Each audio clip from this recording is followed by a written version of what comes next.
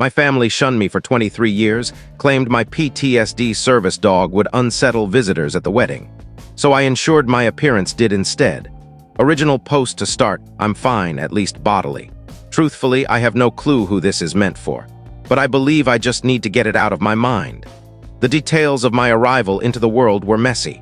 I disrupted 2 unions, and my relatives have never hesitated to express their disdain for me over that. Only one of my siblings has gotten intoxicated enough to confess outright that he holds a grudge against me for being alive. But I sense it lingers in all of them, to some extent at least.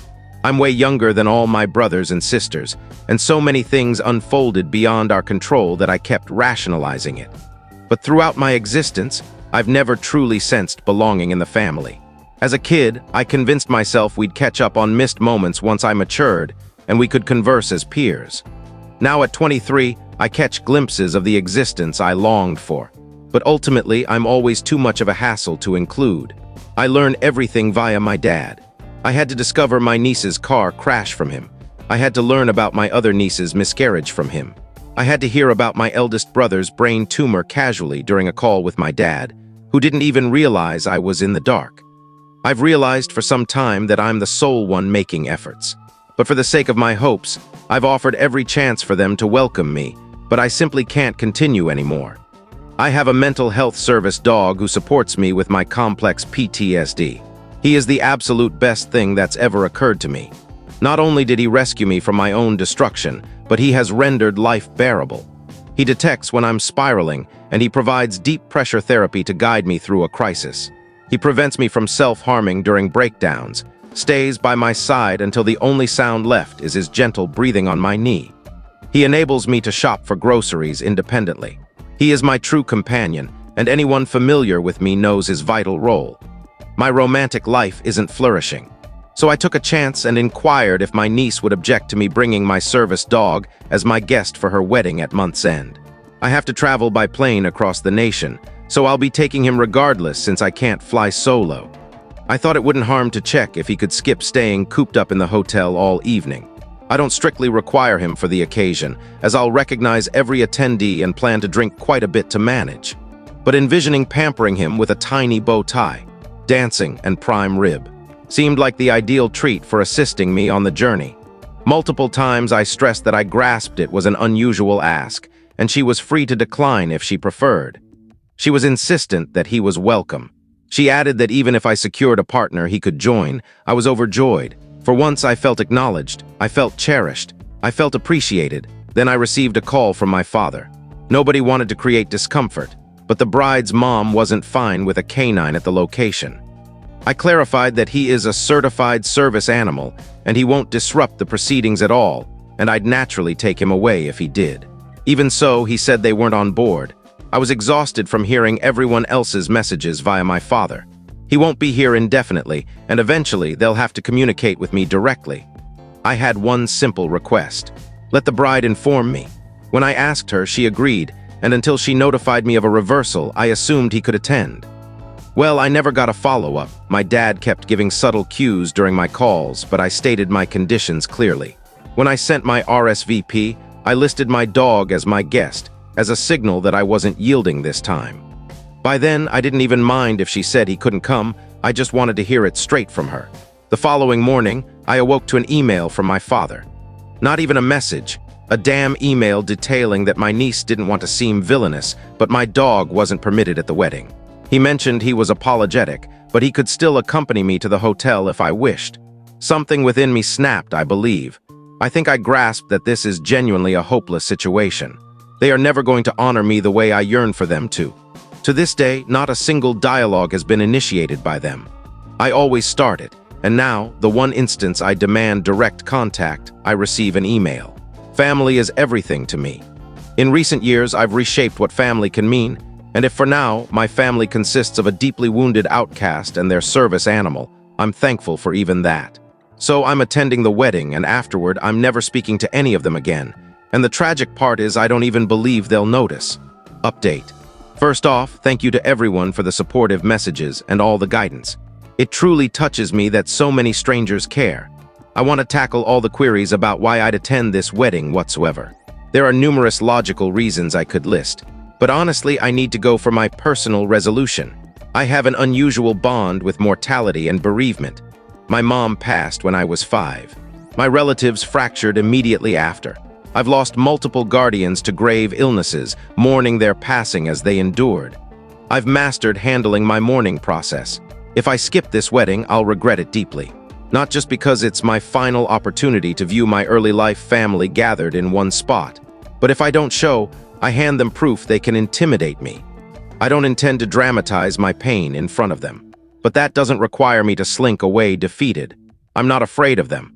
My connection with them is basically non-existent, but I did encounter my siblings, cousins, nieces, and nephews somewhat often. As a youngster, they scared and tormented me into quietness, but I'm grown now.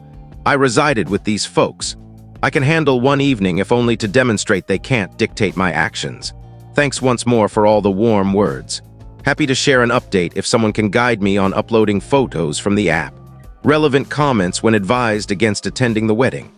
I shelled out $700 on a flight and $200 on attire. At minimum, I can go sip their booze and sway my troubles aside. Plus, it feels like farewell. The icing is that they're all staunch conservative Christians, and I'll arrive in attire with my hair colored emerald and cosmetics perfected. So this will be my ultimate screw you, I'm present regardless, I can rock it. Honestly, my father's recall is fading as he ages. So even if I voiced my emotions, he'll relay them anyway, so I've accepted it's a one-sided path because heavens know they won't inquire about my life. When suggested to phone the bride straight away. The past 20 years of hurt won't resolve with a single call. This was their final opportunity to show they desire me in their world. It's not about the dog. It's that all I requested was to be addressed as a human and spoken to directly, and they've confirmed they don't give a damn, so I'm departing. I already fulfilled my role by contacting her and she approved. Why is it my duty to follow up and confirm she hasn't switched? When told her dad is a jerk and he's behind it all. Thank you. I felt like the lone one baffled by how that exchange could occur via email. Regrettably, it's typical for them to relay through him, and I always get the aftermath reports once they're past fretting over unease. My brothers don't even know my workplace. I'm forging a profession from my role. They couldn't describe my dating situation, and I'd struggle to say if they recall my middle name, frankly. My father isn't blameless, but they bear responsibility for their share in our dynamic.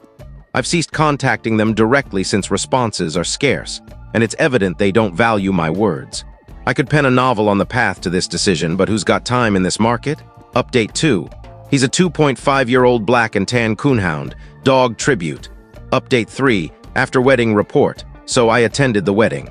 It unfolded roughly as anticipated, though nobody prepares for an impromptu conga line. Regrettably, there was no sudden invitation, nor any hidden scheme the bride was clueless about.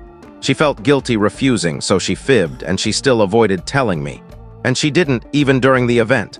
Nobody truly commented much, actually. The bride's mother avoided speaking to me entirely. My brother skirted the topic until night's close. To his merit, he did express regret for the entire dog matter as he bid adieu.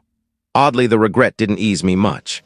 There was no major clash either, mostly because nobody bothered to hear me out if I attempted. As the party kicked off, part of me pondered how I'd miss the crowd, the setting, the atmosphere, truly. Honestly, I astonished myself with how eager I was to depart. Farewell was brief and poignant. The sight was lovely and the drinks were complimentary, so I savored my evening, but I obtained what I sought from it, I suppose. Returning home tonight felt like shedding a burden. I know more firmly than ever that I must proceed with this, and what I once viewed as splitting my family, I now see as freeing room for a fresh family, one that truly cares. Thank you for all your kind messages and all the backing for my dog. Arrogance is bliss, March 25, 2024. You don't cherish me. You cherish a notion of me you conjured in your thoughts when I was young. I'm no longer young, I'm far from flawless, but I'm evolving, I'm shining. And I'm mourning the truth that none of you will ever discover the individual I turn into. You label it affection, but my wounds contradict. You despise my locks, my fashion, my views. You despise me. And the most heartbreaking part is I don't even believe you realize it. Relevant comments, comment 1. I'm deeply saddened by the I disrupted 2 unions, which suggests Ope's parents cheated on their partners with each other. The infant didn't shatter the unions. The adults did that through infidelity. Comment 2. The father who truly cheated gets to join family events and is relied on as the intermediary, but the blameless child is treated horribly. It's such clans that make me want to believe in hell. I mean, where's fairness if they're not even going to be scorched by the devil? Comment 3. I know that I disrupted 2 unions struck me intensely. OP has been faulting themselves for this their whole life. And it was such a casual remark that it's like it doesn't even register to OP how twisted that is. Reply 3. That's how it works with lousy narcissistic parents who engage in affairs though. I was born from an affair. Both sides loathe me too. I am a walking reminder of my parents' betrayal and errors. Maybe folks think the offspring are guiltless, but that's not reality if you're the result of the affair. I know people intend well saying it's not the kids' doing, but kids from these setups like OP and me know y'all are saying it to soothe yourselves. It doesn't aid us in our realities when we're the ones enduring our truths. I got distance from my kin as soon as possible. I wish I was never born. The local coroner reached me on April 8 this year to inform me my mother's remains were discovered decaying for weeks with a canine feeding. It was probably the finest day of my life. Reply 4. I'm an affair child too. My half-sister, whose household was fractured by my existence in utero, still won't converse with me. She's turning 32 this year, I'm turning 31. She still faults me, despite me never harming her. The even more distorted thing is that it's not like our bio dad selected me. He deserted me just like he deserted her, just like he deserted the 2 kids before her. But the sole one of his deserted offspring that she despises is me. Comment 4. I wish there'd be an update where the family wonders, why don't you contact us anymore? But I'm curious why everyone dances around admitting they don't like OP much if they supposedly don't care about her anyway. And why does all the dialogue root through the father? Looks like it's seen as a duty to keep social ties with OP, and since he's her dad, he handles it. Reply 4. Sounds like dad is managing the bonds and they retain OP because of him. Once he's passed, they'd likely discard OP like a nuisance, so it's probably wise that OP discards them first. Simpler that way, at least OP got to choose the timing. Reply 5. The tragic thing is, it was the parents who cheated and conceived OP.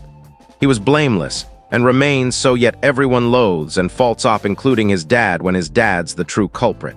Yet none of them shun or penalize him in any way.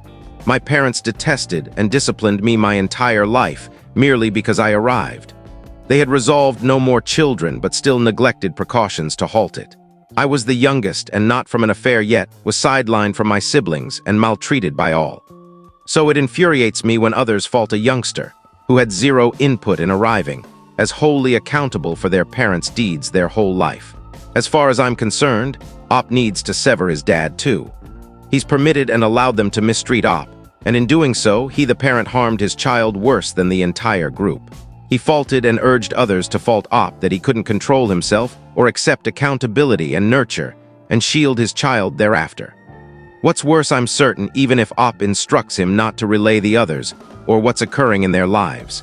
The dad will persist, as they matter more to him, and their existence and happenings are vital to him. Even though OPs never were, and he never attempts sharing OP's events or life with any of the others, which is why he always acts shocked OP doesn't know, nor the others know anything about OP. Thanks for viewing and staying till the conclusion. If you relished these tales, be sure to subscribe and tap the bell so you don't miss the next drama-packed installment.